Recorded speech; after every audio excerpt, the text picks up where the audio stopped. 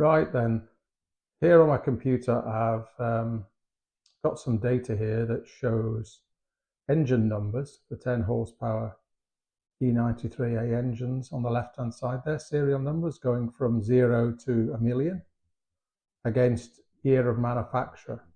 And I guess one of the clear things you can see there is during the Second World War there wasn't any engines made that were used in these vehicles because Boards in Dagenham was on war production. But they picked up after the war back to around about 50,000 engines a year, I think, roughly. And then they stopped in 1958, 1959, just short of 1,000,000. Right, well, let's compare the numbers we've got with the table. Welcome. So back to my 1946 pickup truck, and it's got a plate on it. And on that plate you can see it says engine number C XXXXXX. So let's go have a look at the chart and see when that was made. As you can see there, it is very late 1946, which matches perfectly because the truck was registered in December 1946. Well, is that number the number on the engine? Typically these engines were replaced every 20-30,000 miles, so a 1946 truck with an original engine is going to be pretty unlikely. And I guess that's the case. If we zoom in on the engine number there, you can see it's got a C and then an A. Pretty much sure that's like an A, and a 36390. The numbers are quite squarey, maybe 36390, 36394. So where does that sit in the manufacture? And this is the engine that's currently fitted to my truck. Looks like number 36,390, which would imply it was a 1935 engine. However, maybe the A stands for Army, and it was an ex-Army truck engine. Who knows? In which case it potentially was built in the 1940s. If anybody knows, let me know. Thanks. This is the engine on my test rig, and zooming into the engine number there, you can see it's a big long one. R for reconditioned, C for 10 horsepower, and it's 100. 4410 PR, so number 1,004,410. That's a very big number. Let's see where that is on the chart and what year that was made. This is a bit of a strange one. It pretty clearly says 1,004,410, but the information I've got really only goes up to about 950,000, so maybe that information's wrong. Maybe it was a very, very late manufactured engine, and it's been refurbished as well with the R in front. And I don't know what the PR stands for. Anybody knows again, let me know. Right, so this block here I've cleaned up in the past. You can see here its engine number really is exactly what you'd expect it to be.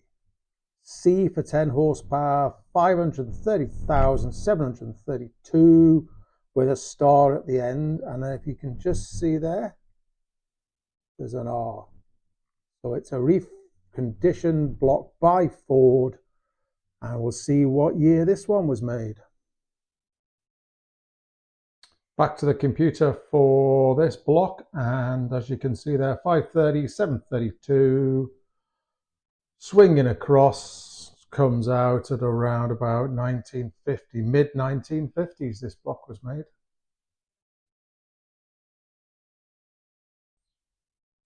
This is the most recent block I acquired, so I've not really had much of a chance to look at the number. So zooming in there, it looks to me like it's an R for reconditioned, a 4, a 2, a 5, a 6, a 5, a 6, so 425,656 with a P at the end.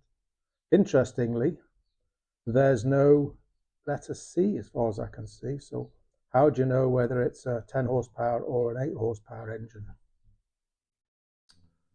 So R425,656 slides across to late 1949. So it doesn't say whether it's 10 horsepower or 8 horsepower, but assuming it's a 10, then its manufacture is late 1949. So when you see an R stamped onto the engine, it means it's reconditioned by Ford, which was very typical. Engines used to last 20, 30,000 miles, and you just basically swapped it out for a new engine. It takes less than half a day, I would imagine. Look at the prices. I mean, an exchange engine for £32. Christ. £33, £32 for a 10 horsepower engine. Just look at that. I mean, that's, these days you're probably talking £10,000 up to £30,000-40,000 for some of the sort of expensive Audi, BMW engines, and nobody refurbishes them. They just get scrapped and you put a new engine in. So in those days, recycling was all in place. So look out for the R on your engine. So the subject of the next part, part 3, is going to be telling, by looking at your block, whether you've got an 8 horsepower or a 10 horsepower block. There's some external signs and some internal signs. And as you can see from this block, it doesn't actually say a C for 10 horsepower or an 8 or a letter Y for an 8 horsepower. So you need to be able to find a way. So part 3, we'll talk about that. Thanks for watching, and I'll see you next part.